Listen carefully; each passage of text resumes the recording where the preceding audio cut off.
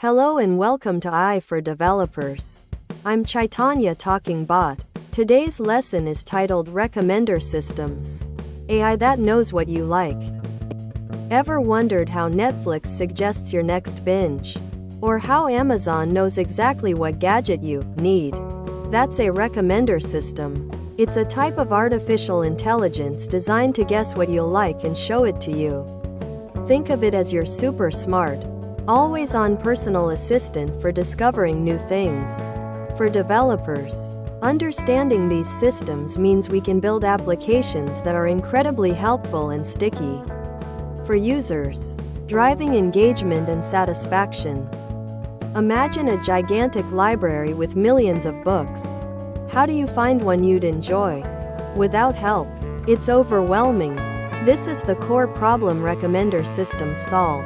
In today's digital world, there's an explosion of movies, songs, products, and articles. Our AI's job is to cut through the noise, filter out what's irrelevant, and present you with only the things you're most likely to engage with.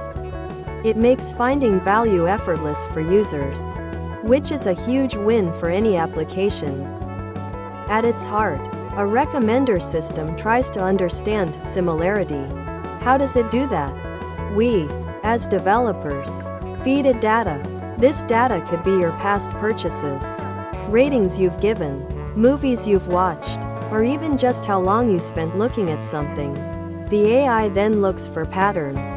If person A bought item X and item Y, and person B bought item X, then maybe person B will also like item Y.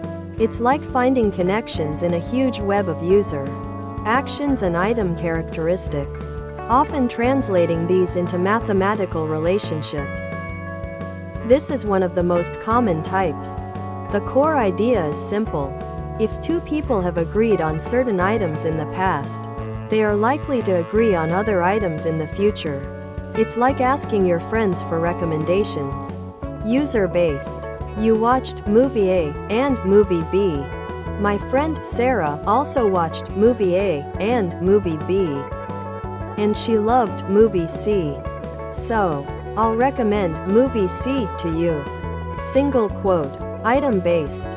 People who bought book 10 also often bought book Y. So, if you just bought book 10, here's book Y. Single quote. As developers, we're building algorithms that compare user histories or item co-occurrence to find these powerful patterns. Instead of looking at what other people like, this system focuses on the characteristics of the items you liked. If you loved a sci-fi movie with a specific actor, the system will look for other sci-fi movies with that actor, or similar themes. Example, *, you read an article about AI ethics. The system sees keywords like AI, ethics, technology, and recommends other articles that share these keywords or categories. From a developer's perspective, this means we need to extract and represent the features or attributes of each item, e.g., genre, actors, description, keywords for movies, color, brand, size for products. We're essentially teaching the AI what kind of thing you prefer. Why choose just one approach when you can combine them? Hybrid systems blend collaborative filtering and content-based filtering to get more accurate and robust recommendations. For instance, Netflix uses a sophisticated hybrid approach. If you're a brand new user, a cold start problem for collaborative filtering, they might use content-based recommendations based on what you say you like. Once you've interacted with enough content, they can then also leverage collaborative filtering. As developers, we often find that combining these techniques leads to the most personalized and helpful experience for our users. So, how do we actually build one? It's a multi-step process. 1. Data collection. * gather user interactions, ratings, clicks, views, purchases, and item information, attributes, descriptions. This is our raw material. 2. Data processing. Asterisk clean and organize the data. Turn user preferences and item features into a format our algorithms can understand. Often numbers or vectors. 3. Algorithm selection. Asterisk choose the right recommendation algorithm. Collaborative, content-based, hybrid, or even more advanced machine learning models. 4. Evaluation. Asterisk test how good our recommendations are.